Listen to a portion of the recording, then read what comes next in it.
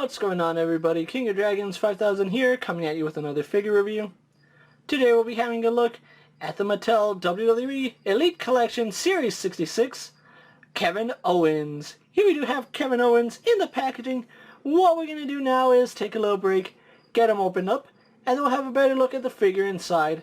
So stay tuned, everyone. And so here we have Kevin Owens posing out of the packaging. Before we have a look at the figure, let's actually take a look at what he comes with. Kevin Owens does come with 2 pairs of hands. Kevin Owens comes with a pair of fists. And then he comes with a pair of grip hands. Kevin Owens also does come with a t-shirt that says yep, yep, yep, which looks really good. It is a little tight on the figure because Kevin Owens is a chunkier guy, but I'm really glad they did include the yep t-shirt. Other than that, Kevin Owens doesn't really include anything else, so what we're going to do now is take a closer look at the figure.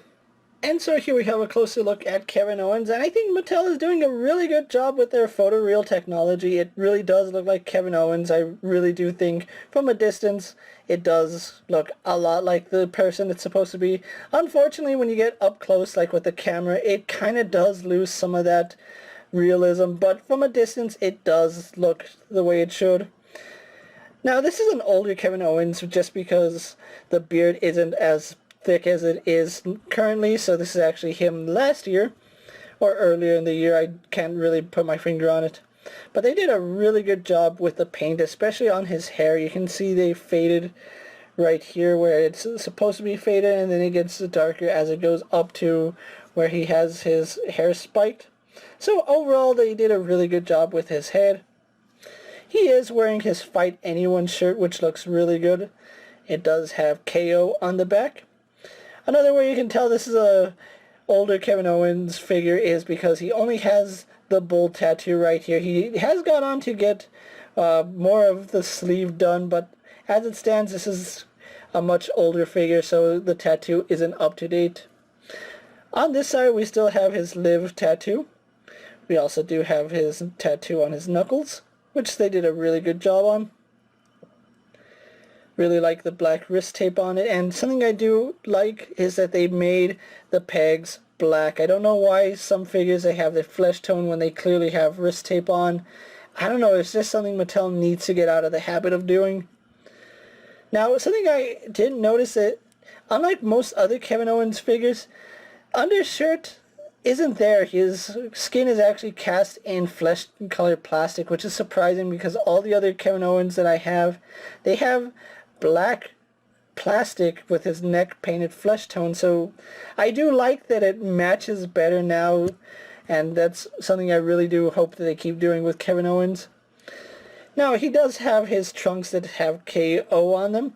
You see K is on the right side, the O is on the left side, and he is going to knock people out, or that's just Kevin Owens, so depending on the way you want to have that, depends on how you want to see it. Really do like the fact that his knee pads are sculpted rather than rubber, because if they were rubber, you have no knee movement with this figure. As you can see, he is pegged right here and at the bottom, and that does provide a double joint. It will hinder articulation, but it is something we have seen in the past. You can see he still has the socks all the way up to the knee pads. And now we actually do have kick pads on this Kevin Owens. Something that we saw in older Kevin Owens figures is that he had the laced boots, which he's actually gone back to using laced boots. Here, he has a kick pad still, so I really do like the fact that they went with the kick pads. No details on them other than the fact that they are black kick pads, which I'm perfectly okay with. Other than that, there's not much more to say about Kevin Owens' details. They did a really good job with what they have. So what we're going to do now is actually get them compared to a few other figures you may have in your collection. And so here we have Kevin Owens posed next to an Elite Stone Cold Steve Austin and an Elite AJ Styles. And finally, here we have Kevin Owens posed next to a WWE Elite Pete Dunne and a WWE Elite Kane. And so with the comparisons out of the way, let's actually have a look at Kevin Owens' articulation. He does have a ball joint in the head, which does let him look up a little bit. He can look down a little bit, although it's not a lot either way, but it's pretty fair. He can tilt his head side to side, which I do like that. Head does rotate, but his chin kind of does hit his trap, so you really can't get a full 360, but you can get pretty decent movement on it.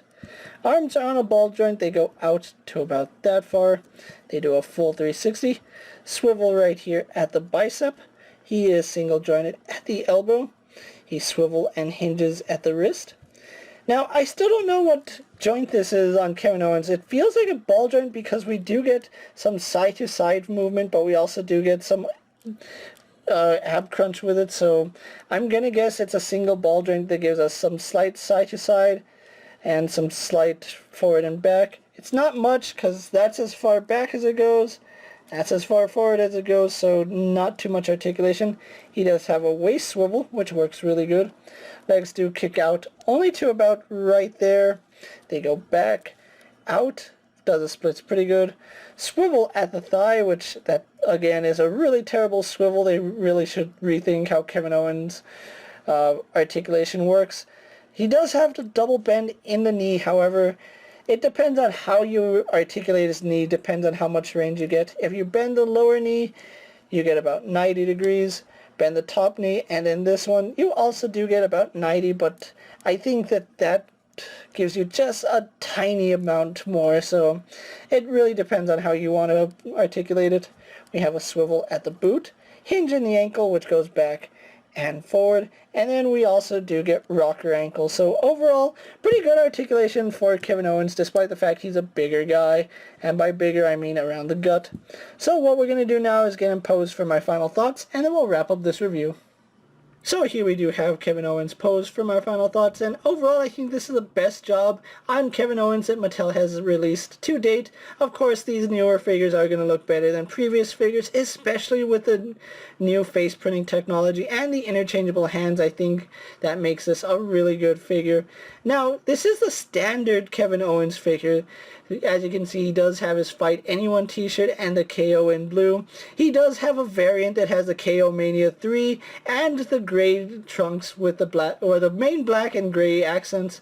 I wasn't able to find that figure. In fact, I wasn't even able to find Elite 66 in stores.